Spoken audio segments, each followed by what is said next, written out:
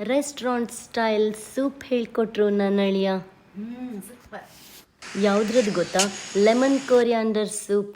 ಫಸ್ಟಿಗೊಂದು ಪಾತ್ರೆಯಲ್ಲಿ ಸ್ವಲ್ಪ ಎಣ್ಣೆ ತಗೊಂಡು ಸ್ಪೈಸಸ್ ಫ್ರೈ ಮಾಡಿದ ಮೇಲೆ ನಮ್ಮ ಹತ್ರ ಇರುವ ಕೆಲವು ವೆಜಿಟೇಬಲ್ಸನ್ನು ದೊಡ್ಡ ದೊಡ್ಡ ಕಟ್ ಮಾಡಿ ಸಿಪ್ಪೆ ಸಮೇತ ನೀರು ಹಾಕಿ ಸಣ್ಣ ಉರಿಯಲ್ಲಿ ಅರ್ಧ ಗಂಟೆ ಕುದಿಸೋದು.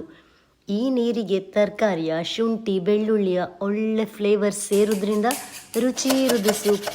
ಇದಕ್ಕೆ ವೆಜಿಟೇಬಲ್ ಬ್ರಾತ್ ಅಂತ ಹೇಳುದಂತೆ. ಅವರು ತರಕಾರಿ ಕಟ್ ಮಾಡಿದ ಸ್ಟೈಲ್ ನೋಡಿದ್ರ?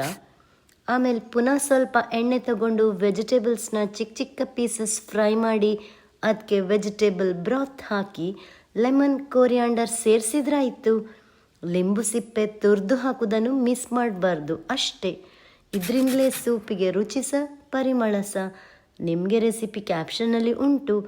ನನ್ನ ಫೇವ್ರೆಟ್ ಸೂಪ್ ಇದು. ನೀವೊಮ್ಮೆ ಟೇಸ್ಟ್ ಮಾಡಿದರೆ ನಿಮ್ಮದು ಫೇವ್ರೇಟ್ ಆಗೋದು ಗ್ಯಾರಂಟಿ. ಟ್ರೈ ಮಾಡಿ ನೋಡ್ತೀರಲ್ವಾ?